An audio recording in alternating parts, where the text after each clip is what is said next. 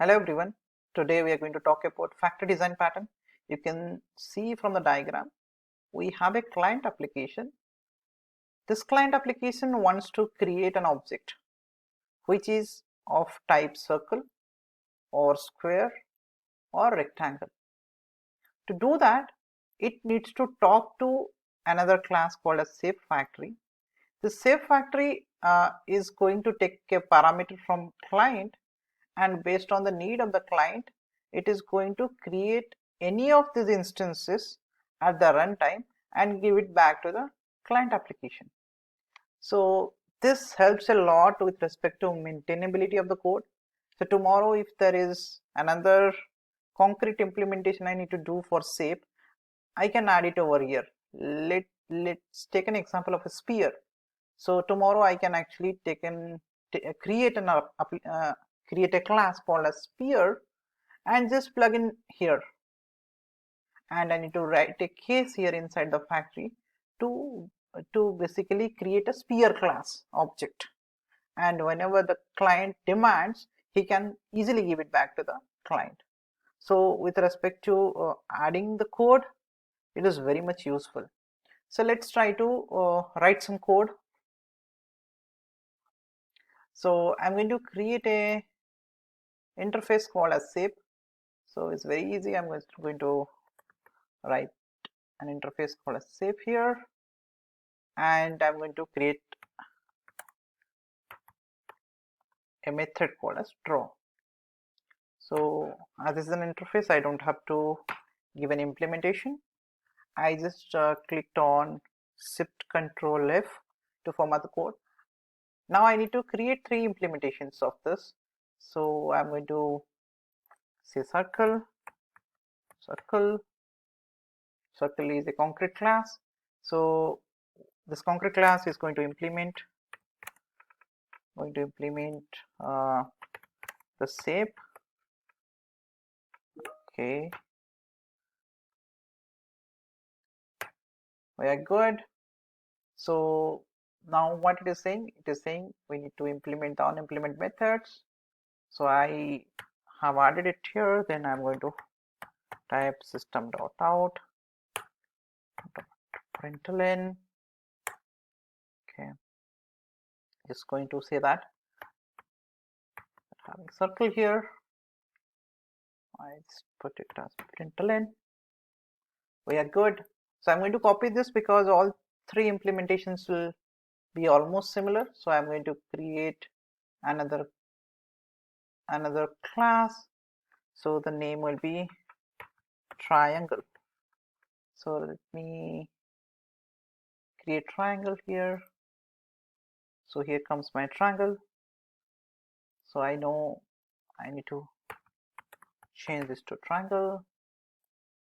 Everything else remains the same. I'm just going to put triangle here. I'm just going to create 2 classes. I'm not going to create more than that. Then I'm going to create another class called as factory. So let me create a factory class. So this will be a concrete implementation. So I'm just going to create factory here. Now all these things I'm creating in the same default package, and every class is having a scope of public. So I don't have to add import anywhere. But when you are writing a code, you need to modularize with packages at the time you need to add the proper imports.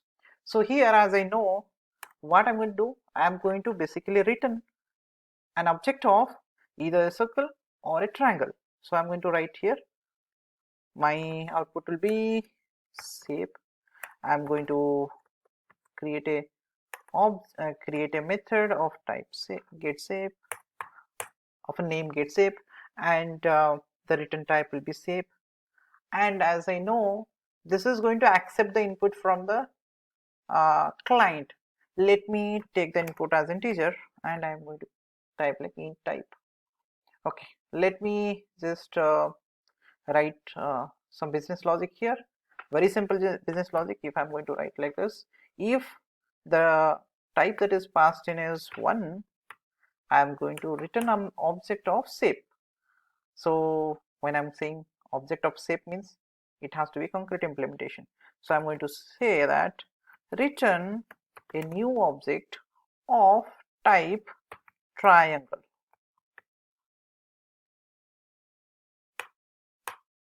Okay.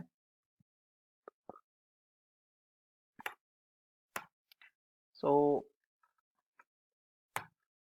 we are good at it. Now I'm going to write another one like this. Else if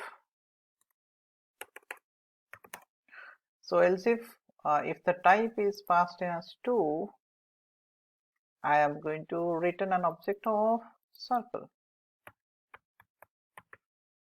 Okay, we are good here.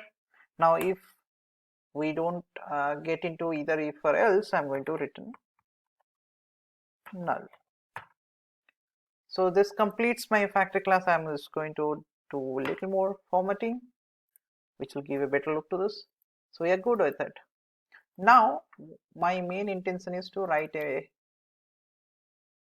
main class. So this is my client, so I'm going to write client over here. My client application will have a public static void main.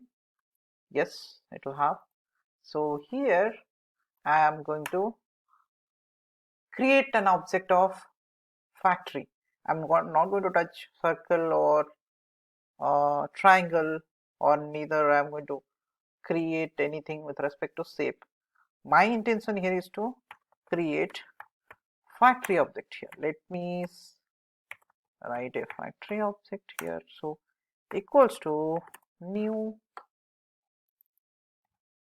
factory. So I'm just saying it again. We don't have any imports here because all of them are inside the default package, and we have given the access specifier as public to everyone. So we are good with all the code now. So now factory has been created. Let me see what I can access from factory. So you can see here dot get shape. You should be able to have an access here, and I'm going to pass on 1. Now the moment I'm going to do this, I am able to call draw method. Let me put a debugger and show you what is happening in the background. So I'm going to debug this application. So I'm going to do F6. F6 creates an object of factory. Now you can see there is a valid reference that comes in. Now I need to go inside shape. So I'm going to utilize this to get inside. So for step inside, you can use F5. So type has been passed as 1. Now let me go to next line, F6. Now you can see a triangle object has to be created after this. Let me go inside. Let me just put F6 because I know now I have an object which is of type triangle. Now let me go inside draw method. So I need to press F5. Now you can see, since we have created an object of triangle, I am inside draw method of triangle. So I'm going to click on this, and then you can see triangle has been printed. Let me put F6 again. So we are done. Now let me close this debugger and then pass the value as 2. So I'll start the debugger again and show you what happens. So you can see another reference will be created. Yes, a reference has been created. Let me get inside the getSep method. Type has been passed as 2. So let me press F6. Now if it is 2, we are going to create an object of circle. Now let me get inside the draw method. Yeah, here the magic happens. You goes to the draw method of the circle. Now let me just put F6. Yes, you are printing circle over here. This implies that we have successfully able to implement the factory pattern. So let me take you through that again, just for your clear understanding. So we have a interface called as shape over here, and this shape interface is having two concrete implementations. One is circle like this, which is implementing shape. Then another one is called as triangle, which is like this. And both of them have to override the draw method because shape is an interface.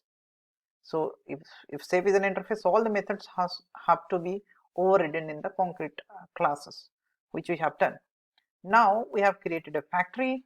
In the factory, as the name suggests, factory is going to create the object of either a circle or a triangle.